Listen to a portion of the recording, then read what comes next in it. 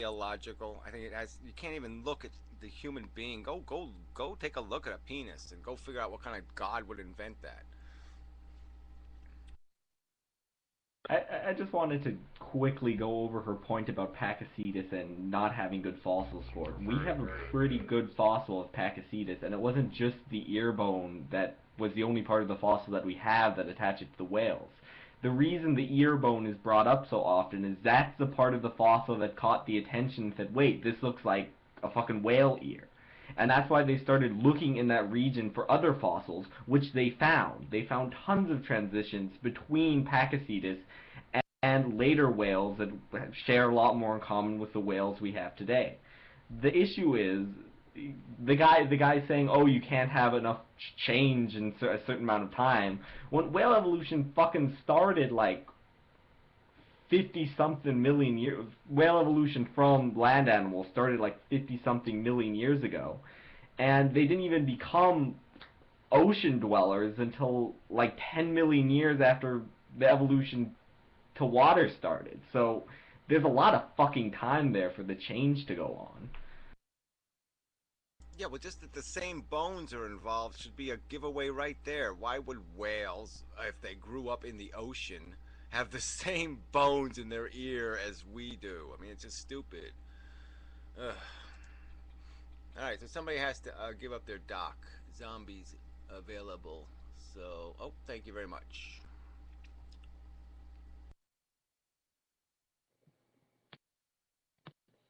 Hi, is it working now? Hi. Yes, you're here. You're here. Hey, Yay.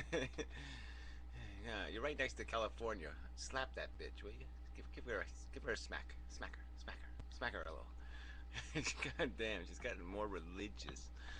It's been you can Scary. see this happening. She's getting a little This has creepy nothing to do religious. with religion. I haven't even committed to a religion. This is Well, yes, just you have. You sort of no. have. It's the phantasmagorical unicorn religion.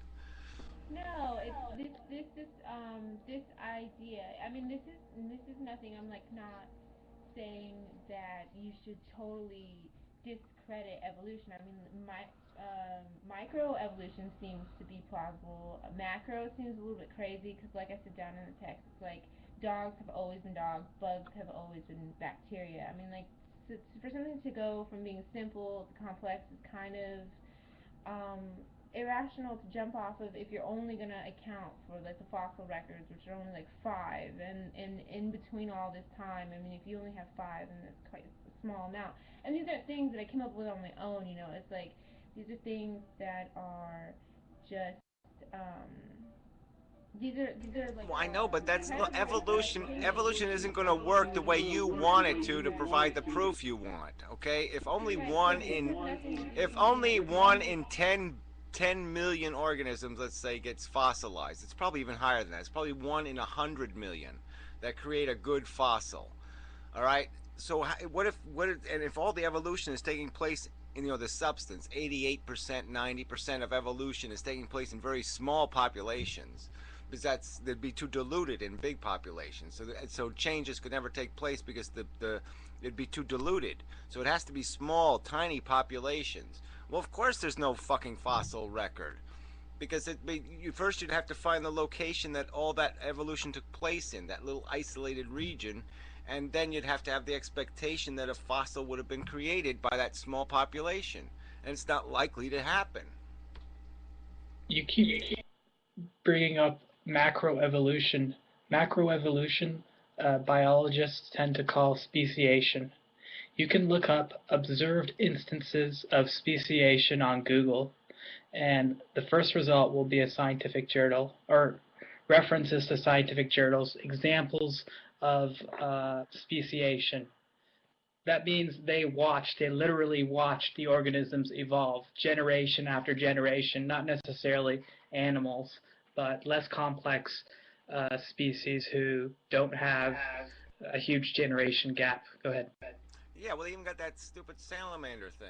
Okay, right there in California, you got that California salamander, and in the north, it's one kind of salamander, and when you go all the way to the south of its range, it's completely different. It looks completely different.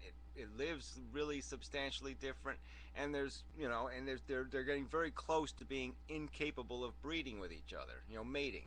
So even though it's obviously the same salamander, it's obviously going through a huge transition in its own. You know, it's and you can imagine that with human beings. Look at human beings. We're pygmies, and human beings can be European. So I mean, you got this huge difference in what human beings have become. You know, it's just obvious. Like I said, it's right in front of our face, and all we have to do is look at our own races, and we can see diversity.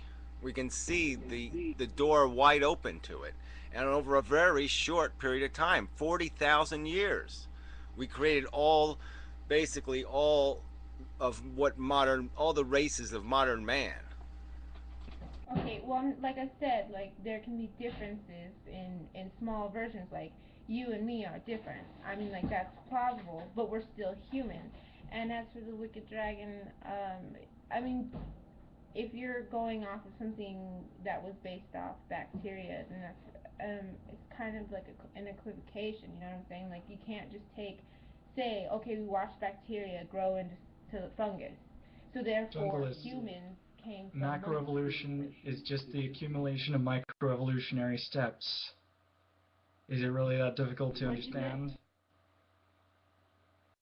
What you call macroevolution is just the accumulation of what you call microevolutionary steps. Over time, yeah, she's just denying the existence of the time factor because she's saying there's not enough time. And there's buckets of fucking time. And like I said, the humans even pointed out. Like I said, look at the amount of change that's taken place in human beings, okay, in just 40,000 years. And we haven't had that isolation thing, well, dramatically anyway. I mean, obviously the Polynesians. I mean, just imagine what would have happened to humanity if it never bridged those gaps. I mean, if the Polynesians stayed on the islands, if the Europeans stayed in Europe, the North Americans stayed in North America. I mean, there was no mixing. I mean, it's just obvious that these creatures, these human races, would have changed into different organisms eventually. I mean, incompatible, unbreedable organisms. I'm just saying there's a possibility, and because of the mathematics. And if you're gonna go off something like that, I mean, why aren't like Eskimos? Why don't they have fur? Like, why haven't we grown? I mean, Not enough time. Not enough time. But look at what they do have. Look at what they do have. Look at their body fat ratios. Look at their height. They're built for the weather. I mean, there's an obvious indication of selection. Okay, that selective power over time will put fur on them. Okay, I'll guarantee you, if we did the experiment, we had enough time. Yes, Eskimos would eventually become hairy bastards. But they'd still be human. What I'm saying, a dog has always been a dog. You know what I'm saying? That's what I'm saying. Well, you're saying a dog was always a dog. No, a dog was a goddamn salamander, just like us.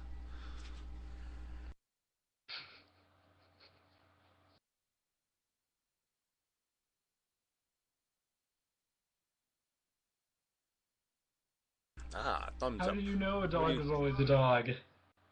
You weren't there. Well, she's just saying that that's all we have evidence of. We don't have any record. We don't have a videotape. So until we have a videotape of evolution, we have to dig up the videotape. So hopefully there's a fossil of the videotape, the DVD. Like there's a DVD frozen in the rock somewhere of the whole thing, and then we'll be okay. Hey, then we'll be gold. But until we have that kind of documentation, well, we can't prove that dogs weren't always dogs.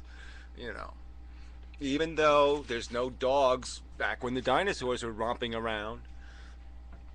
So I don't know, dog. I guess creation is just a process. First you let the dinosaurs do their thing, and then the creator comes back and he waves his magic wand and goes, poof, there's some dogs now. And then he, comes back a few years later and poof, oh, there's some gorillas now. I mean, well, I don't know where everyone's coming up with this thing about me being a creationist. I'm extremely uncreationist, and I'm not even religious. So, I mean, you guys can totally throw that out of the window. These are just things that to keep in mind by people who are more than validated to have an opinion about these things. Yes, look, like I said, you're entitled. I'm not saying you're not entitled to your opinion. I don't think it's an intelligent opinion. I think you're denying what has been substantiated